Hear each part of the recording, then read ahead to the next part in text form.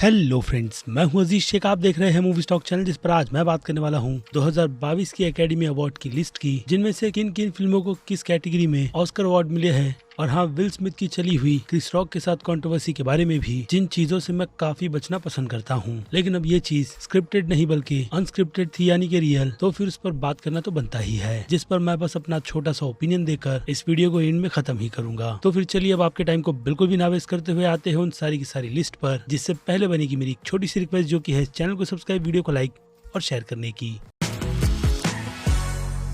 तो फ्रेंड्स, तो सबसे पहले ही बात कर लेते हैं डून फिल्म के सारे 6 ऑस्कर की एकेडमी की कैटेगरी के बारे में, जिसमें डेफिनेटली ये फिल्म ऑस्कर डिजर्व करती थी। जिनमें से सबसे पहली कैटेगरी बेस्ट प्रोडक्शन डिजाइन की है, जो अवार्ड डून फिल्म को सुजैन और पैट्रिस की वजह से मिला है। और डून के अलावा इस कैटेगरी में Nightmare Alley, the power of the Dog, the tragic of Macbeth और वेस्ट साइड स्टोरी जैसी फिल्म भी थी, लेकिन विनर तो डून ही है। और फिर डून की अगली कैटेगरी बेस्ट एडिटिंग की है, जिसमें डून के अलावा don't look up, king Richard, the power of the Dog और टिक टिक बूम जैसी फिल्म थी। उसके बाद अगली कैटेगरी की बात करें तो ये कैटेगरी सिनेमेटोग्राफी की है, जिसमें Nightmare Alley, the power of the Dog, the Tragedy of Macbeth, West Side Story और डून जैसी फिल्म शामिल थी। जिसमें ये अवार्ड क्रेग फिशर को दिया गया है उनकी डून फिल्म की कमाल की सिनेमेटोग्राफी के लिए। और ऐसा ही कमाल इस फिल्म ने साउंड में भी किया है, जिसकी इस कैटेगरी की लिस्ट में डून के अलावा Belfast, No Time to Die, the power of the Dog और वेस्ट साइड स्टोरी जैसी फिल्म थी। उसके बाद अगली कैटेगरी बेस्ट स्कोर की थी, जिसमें हंस जिमर को डून फिल्म के लिए यह अवार्ड दिया गया है। और बाकी की फिल्मों की बात करें तो don't look up, Encanto, parallel mothers और द पावर ऑफ डॉग जैसी फिल्म भी इस लिस्ट में शामिल थी। उसके बाद आखिरी कैटेगरी पर आए तो ये कैटेगरी बेस्ट विजुअल इफेक्ट की थी, जिसमें डून के अलावा Free Guy, No Time to Die, Shang-Chi and the Legend of the 10 Rings और स्पाइडरमैन नो वे होम जैसी फिल्म भी थी। अब इस पर कई फैंस को यही समझ नहीं आ रहा होगा कि डून फिल्म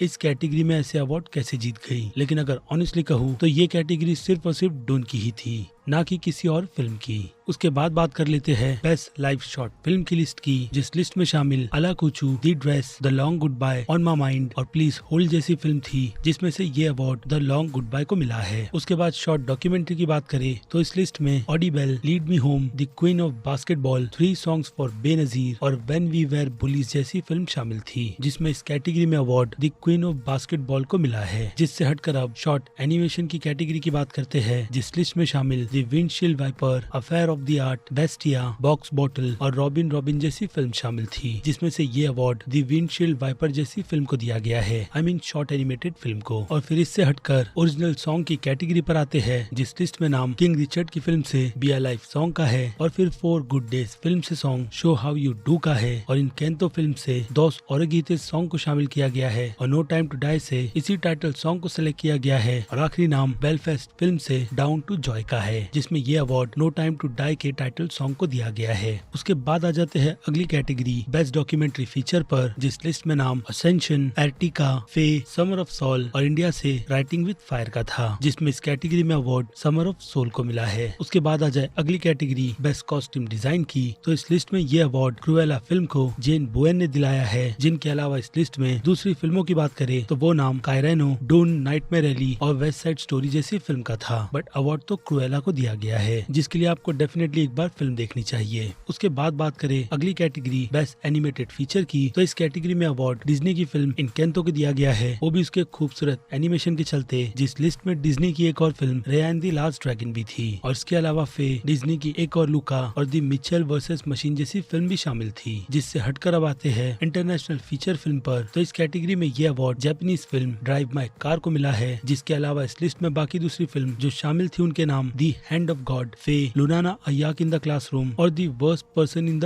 वर्ल्ड फिल्म शामिल थी। उसके बाद आ जाते हैं अगली category best original screen play पर, तो इस कैटेगरी में ये अवार्ड केनेथ ब्रेनेट को दिया गया है उनकी फिल्म बेलफास्ट के लिए, जिस लिस्ट में इसके अलावा don't look up, king Richard, the worst person in the world और द लिकोराइज पिज्जा जैसी फिल्म शामिल थी। जिसके बाद आते हैं अगली कैटेगरी बेस्ट सपोर्टिंग एक्ट्रेस पर, तो ये अवार्ड वेस्ट साइड स्टोरी के लिए अरीना दी बोस को दिया गया है, जिनकी परफॉर्मेंस सच में टेरिफिक थी। और उसके अलावा इस लिस्ट में Jessie Buckley the Lost Daughter के लिए शामिल थी, जूडी डेच बेलफास्ट के लिए, Kristen Dunst the power of Dog film के लिए और Aunjanue Ellis King Richard film के लिए। लेकिन अवार्ड तो अरीना दी बोस को ही मिलना था। और अब बेस्ट सपोर्टिंग एक्ट्रेस की बात हो ही रही है तो बेस्ट सपोर्टिंग एक्टर की कैटेगरी पर आते हैं, जिसके लिए ये अवार्ड कोडा फिल्म से ट्रॉय कोटसूरी को दिया गया है, जो सच में गूंगे बहरे है। और उनकी स्पीच कमाल की थी, जिस मोमेंट को एक हिसाब से अब मुझे लगता है पूरी तरीके से भुला दिया गया है, जिसके रीजन पर मैं आगे बात करूंगा। और इस कोडा फिल्म के अलावा बाकी दूसरे और एक्टर की बात करें तो बेलफास्ट फिल्म से चिरन हिंच शामिल थे। उसके बाद जेसी पिलमैन को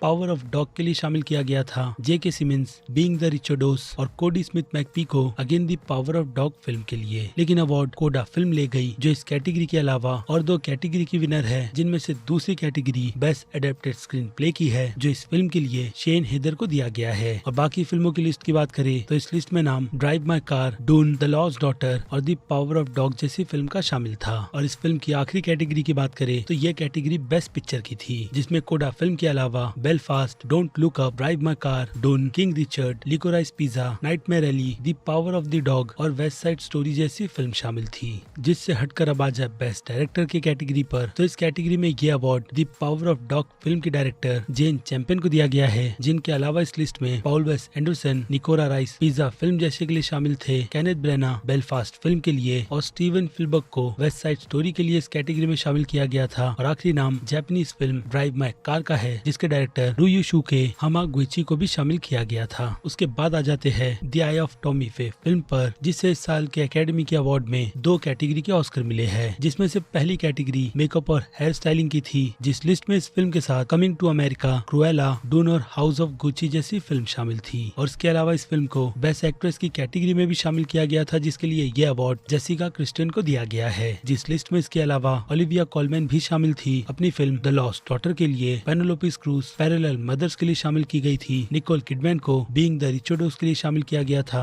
और क्रिस्टिन स्टुअर्ट स्पेंसर फिल्म के लिए थी। जिसके बाद आ जाए आखिरी कैटेगरी बेस्ट एक्टर की तो विल स्मिथ ने कंट्रोवर्सी कर अपना नाम तो इस साल की लिस्ट में सबसे टॉप पर रख लिया है, जिसमें नो डाउट उन्हें किंग रिचर्ड के लिए बेस्ट एक्टर का अवार्ड तो मिला ही, लेकिन जो उनकी हरकत थी क्रिस रॉक को थप्पड़ मारने की, वो इतनी बचकानी थी जिसे मैं तो खुलकर सपोर्ट नहीं करूंगा, क्योंकि ऐसी चीजों से कंट्रोवर्सी बढ़ती है, जो डेफिनेटली ऐसे टाइम पर एकेडमी वालों को चाहिए, क्योंकि उनकी व्यूवरशिप अवार्ड्स के इस इवेंट को लेकर बहुत ही कम होती चली जा रही है। और जो कोई भी हरकत उनकी तरफ से होस्ट को लेकर की जाती है, आए दिन इस शो को बहुत ही घटिया कैटेगरी में डालता चला जा रहा है। यानी वो मोमेंट्स जो पहले एकेडमी के लिए बहुत ही ज्यादा पावरफुल थे, धीरे धीरे उसका बस खत्म होता चला जा रहा है। और अब लगता है लोगों को इसी तरीके की कंट्रोवर्सी चाहिए, ताकि इससे कई सारे अवार्ड्स को फायदा हो। लेकिन फिर से कहूंगा, विल स्मिथ की यह हरकत अब कई लोगों की नजर में रहेगी, और हो सकता है कि आगे एक्शन ऐसे दूसरे और भी एक्टर्स ले या फिर एक्ट्रेस जिन्हें जोक हजम नहीं होते। लेकिन बात करें उस जोक की, तो जोक उनके वाइफ के गंजेपन को लेकर था, जिस पर बाद में यानी कि कैमरे के पीछे बैठकर बातचीत की जा सकती थी। लेकिन ऐसे खुलकर सभी के सामने आकर किसी दूसरे एक्टर को मारना सिवाय कंट्रोवर्सी क्रिएट करने के अलावा और कुछ नहीं करता। और फिर ऑस्कर विन के बाद विल स्मिथ की अपोलोजाइज और फैमिली प्रोटेक्ट की और सारी की सारी स्पीच इतनी बेमतलब की लग रही थी, जिसे उन्होंने सीधे सीधे क्रिस रॉक के जोक के साथ में कनेक्ट कर दिया, जो अगेन कहूंगा बहुत ही बेमतलब का लग रहा था। क्योंकि सिर्फ सेलिब्रिटी नहीं बल्कि हर एक लोगों के पल में एक ऐसा मोमेंट आता है जिस वक्त इंसान अपना पारा खो देता है। लेकिन उस मोमेंट में देखकर विल स्मिथ को ऐसा लग रहा था कि उन्हें जोक पहले पसंद आया, लेकिन उनके वाइफ के फेस को देखकर ऐसा लगा होगा कि उन्हें जाकर क्रिस रॉक को बस मारना है, और उन्होंने वही किया, जो अगेन कहूंगा बहुत गलत है। खैर, लेकिन अब जो हो गया है उसे बदला तो नहीं जा सकता, जिसका पे ऑफ हो सकता है कि हमें आने वाले सालों में देखने मिले, क्योंकि ऐसी हरकतों से एकेडमी अवार्ड्स डेफिनेटली वापस लिए जाते हैं। लेकिन वहां से भी उनका स्टेटमेंट निकल कर आ चुका है कि विल स्मिथ के ऑस्कर अवार्ड को नहीं लिया जाएगा, क्योंकि उन्होंने माफी मांग ली है। इसलिए अब इस बेस्ट एक्टर की लिस्ट पर फिर से वापस आते हैं, जिसमें विल स्मिथ के अलावा Benedict Cumberbatch the power of the dog film के लिए शामिल थे, ज़ोई ब्रीडम बीइंग द रिचर्डोस फिल्म के लिए, एंड्रू गारफील्ड टिक टिक बूम फिल्म के लिए और Denzel Washington the tragic of Macbeth film के लिए। बाकी अवार्ड तो विल स्मिथ ने ही लिया है, जिनके इस कंट्रोवर्सी के चक्कर में इस अवार्ड के कई सारे अच्छे मोमेंट्स लोग डेफिनेटली भूल चुके हैं, क्योंकि जैसे कि मैंने कहा, लोग सिर्फ और सिर्फ कंट्रोवर्सी को ही याद रखते हैं, जिसे अब मीम मटेरियल की दुनिया वाले बहुत ही लंबा चलाने वाले हैं। और अब जाने से पहले ऑस्कर की 2 नई और कैटेगरी की बात कर लेते हैं, क्योंकि व्यूअरशिप का सवाल है, इसलिए इस अवार्ड की कैटेगरी में कई सारी कैटेगरी बढ़ाई और घटाई जा रही है। जिसमें से सबसे पहली कैटेगरी की बात करें तो ये कैटेगरी फेवरेट फैंस के मोमेंट की थी, जिस मोमेंट में शामिल द मैट्रिक्स फिल्म के नियो के डॉजिंग बुलेट्स को शामिल किया गया था। उसके बाद ड्रीम गर्ल्स फिल्म से एल्फी वाइट्स के singing I am telling song को, और द एवेंजर्स एंड गेम से एवेंजर्स असेंबल के सीन को, और Spider-Man No Way home film से तीनों स्पाइडरमैन का टीम अप, जिसमें से पहली कैटेगरी यानी कि विनर ऑस्कर जैक स्नाइडर की जस्टिस लीग के मोमेंट को मिला है, जो मोमेंट फ्लैश का स्पीड फोर्स था, जिसे स्टूडियो ने जैक स्नाइडर के हटते के साथ में ही सबसे पहले फिल्म से निकाल दिया था, क्योंकि स्टूडियो को ये नहीं समझ आ रहा था कि असल में ये सीन दिखाना और बताना क्या चाहता है। लेकिन अब थैंक्स टू जैक स्नाइडर के फैंस, जिन्होंने इस मोमेंट को इतना एपिक बना दिया कि अब ऑस्कर की कैटेगरी में भी इसकी गूंज दूर दूर तक सुनाई दे रही है। और नो डाउट इससे ये बात भी बहुत ही अच्छी तरीके से पता चल जाती है कि आज की तारीख में फैन बेस यानी कि फैन फॉलोइंग जो कट्टर तरीके की है, वो सिर्फ और सिर्फ जैक स्नाइडर की सबसे ज्यादा है। इसलिए वो इस कैटेगरी के अलावा फैन फेवरेट की लिस्ट में भी टॉप यानी कि विनर रहे, जिसमें उनकी film army of the dead को शामिल किया गया था। और हाँ, यही विनर है, वो भी घटिया सिंड्रेला,